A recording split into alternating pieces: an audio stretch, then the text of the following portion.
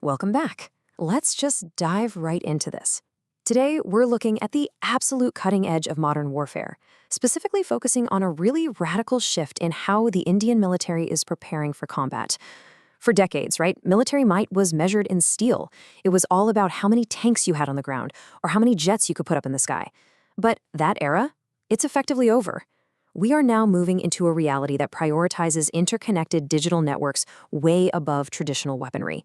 It's an era defined entirely by multi-domain operations. So in this explainer, we're going to break down exactly what that means, why it's happening so urgently right now, and how it literally rewrites the rules of engagement. Here's our roadmap for the explainer today. We're going to start with the new battle space, then move from silos to synergy, look at the strategic impact on India, explore the interoperability nightmare, and finally, unpack achieving decision superiority. All right, Section 1, the new battle space, and the shift beyond traditional joint operations. So this concept significantly expands our traditional view of war.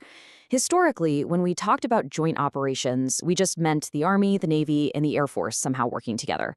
But MDO says actually that's just not enough anymore. Multi-domain operations is this massive warfighting concept that binds those physical forces together with entirely new domains. We're talking about the silence of space, the invisible networks of cyber, the electromagnetic spectrum, and even the cognitive domain of human decision-making. It fuses every single one of these into one synchronized battle space. And you might be wondering, why the sudden shift? Well, look at the ongoing Russia-Ukraine war, or the conflicts in West Asia. The nature of combat has fundamentally changed. We're seeing firsthand that traditional hardware completely fails without secure, uninterrupted networks. Seriously, a state-of-the-art fighter jet or a heavily armored tank is effectively just a highly expensive paperweight if its communications get jammed or if the GPS satellites it relies on are suddenly blinded by an adversary. The invisible network is now just as critical as the physical weapon itself. Moving on to Section 2, from silos to synergy. Let's map out the timeline of India's military evolution. This timeline is fascinating because it illustrates a massive acceleration in India's military doctrine. Historically, the Indian armed forces operated in these very isolated silos. Then came the 1999 Kargil War, which was a huge wake-up call. It exposed some really severe gaps in intelligence sharing and joint action. Fast forward to 2019, and the timeline shifts drastically with the creation of the Chief of Defense Staff, or CDS. That role was designed specifically to enforce integration between the branches. And now, hitting 2024, we're seeing a massive, urgent push for full MDO integration. We're talking the establishment of specialized agencies like the Defense Cyber Agency and the Defense Space Agency, along with some really heavy investments in AI-driven command systems. But what's the catalyst here? What is forcing this rapid acceleration right now? Well, the primary adversary driving this urgent timeline is the Chinese People's Liberation Army, the PLA. India is looking right across the border at a neighbor that has already fully integrated its strategic support force. That's a dedicated military branch built specifically for cyber and space warfare. Fighting in silos is just a massive vulnerability when your potential adversary is already out there fighting across multiple, fully integrated digital domains. Let's look at Section 3, strategic impact on India, and break down some key takeaways. These three pillars right here represent the absolute core shift in India's strategy. Make no mistake, this isn't just about minor upgrades. This is a total doctrinal overhaul.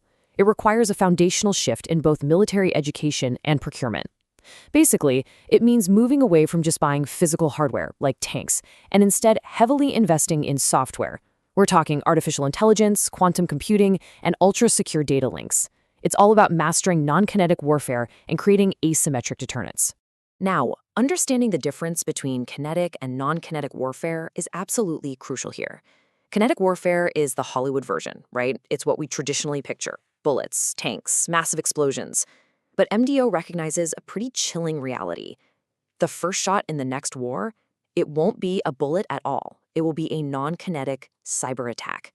We are talking about highly sophisticated attacks aimed squarely at civilian infrastructure.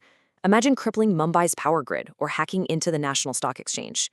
MDO is about giving India the capability to both fiercely defend against and potentially launch these devastating non-kinetic strikes. Which leads us directly into this concept of asymmetric deterrence. And honestly, this is fascinating. Look, India cannot currently match China's defense budget dollar for dollar. It's just a harsh economic reality. However, MDO provides a highly cost-effective equalizer. Think about it. Through a relatively cheap, highly coordinated cyber electronic attack, a military could theoretically disable a multi-billion-dollar enemy aircraft carrier. You don't actually need to build an opposing aircraft carrier to neutralize one. You just need to blind its networks. That is asymmetric deterrence in action. Okay, Section 4, the interoperability nightmare. Let's talk about the technological hurdles of mixed hardware. Taking a global perspective for a second, the US military is really pioneering this integration through its JADC2 concept. That's Joint All-Domain Command and Control. It's essentially the gold standard that India and frankly the rest of the world is studying right now. But while the US is busy building this unified, seamless system from the ground up, the Indian military reality is vastly different. India faces this massive, unique hurdle of having a highly fragmented mix of hardware origins. Out in the field, the Indian military uses this crazy mix of Russian, Western, and indigenous equipment. You have Russian-made Su-30 MKI fighter jets flying alongside American-made Apache helicopters, all coordinating with Indian-built warships. Getting these distinctly different pieces of technology, which are built by completely different countries, using entirely different underlying architectures, to somehow share real-time targeting data seamlessly, it's a profound technological and cryptographic nightmare. It's literally one of the toughest puzzles the military is currently trying to solve. Finally, Section 5, achieving decision superiority, which is the ultimate goal of these integrated commands. Despite all those challenges, as India pushes toward integrated theater commands, the holy grail is what military strategists call decision superiority. By using AI to simultaneously process oceans of data from satellites, drones, and radars, Indian commanders will basically have a God's eye view of the battle space. And the process is simple but absolutely devastating. See first, understand first, strike first. The entire objective is to process information so incredibly fast that you completely paralyze the enemy's decision-making cycle before the physical war even begins. Look, if you take only one thing away from this explainer today, please let it be this exact phrase: software over hardware. The future of deterrence, the future of our national defense, relies far more on secure code, artificial intelligence, and network integration than it ever will on heavy armor or raw firepower. Which leaves us with this final, incredibly vital thought. As the military rushes to modernize its doctrine and achieve this multi-domain synergy, we also have to look inward. If the first shot of the next war is non-kinetic, if it's a silent strike against our power grids, our financial systems, or our communications, is the nation's broader digital infrastructure actually prepared to survive that opening barrage?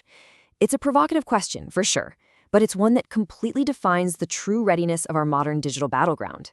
Thanks so much for joining me for this explainer, and keep questioning the world around you.